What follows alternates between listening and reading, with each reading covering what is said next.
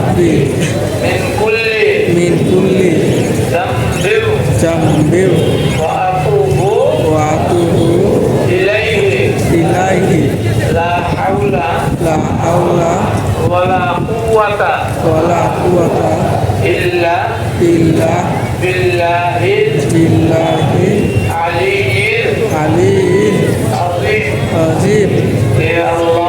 يا الله আমি জীবনে যত গুনাহ করেছি যত পাপ করেছি সগীরা কবিরা ইচ্ছায় অনিচ্ছায় প্রকাশ্যে গোপনে জেনে না জেনে বুঝে না বুঝে সব গুনাহ থেকে তোমার দরবারে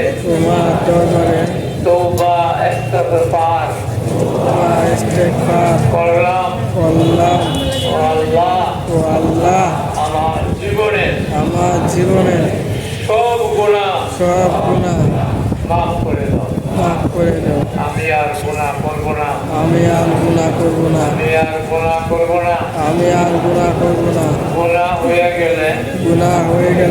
তওবা নসিব করিও আমানতু বিল্লাহি ওয়া মালাইকাতিহি ওয়া কুতুবিহি ওয়া রুসুলিহি ওয়াল ইয়াউমিল আখির ওয়াল কদরি খাইরিহি ওয়া শাররিহি মিনাল্লাহি তাআলা ওয়াল বা'সি বা'দাল মাউত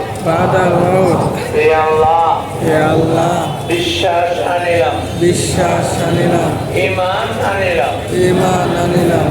তোমার উপর তোমার ফেরেশতাদের উপর তোমার কিতাব সমূহের উপর তোমার রাসূলগণের উপর কিয়ামতের দিনের উপর তকদীরের উপর মৃত্যুর পর পুনর্জীবনের উপর এই বিশ্বাসের নাম হল ঈমান। এই কথা আল্লাহর উপর বিশ্বাস, ফেরেশতাদের উপর বিশ্বাস, জিকির উপায়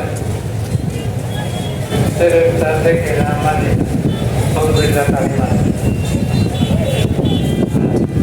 সব মানলাম, কিন্তু আমার মৃত্যুর পরে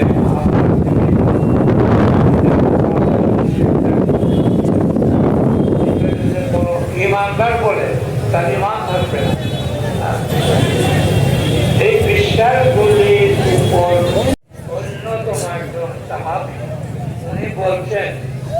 যে এই বিশ্বাসের উপর যখন একটা আল্লাহর বান্দা জীবনের গুনাহ থেকে তওবা করবে, সে এমন হয়ে যাবে তার যেন কোনো গুনাহই নাই।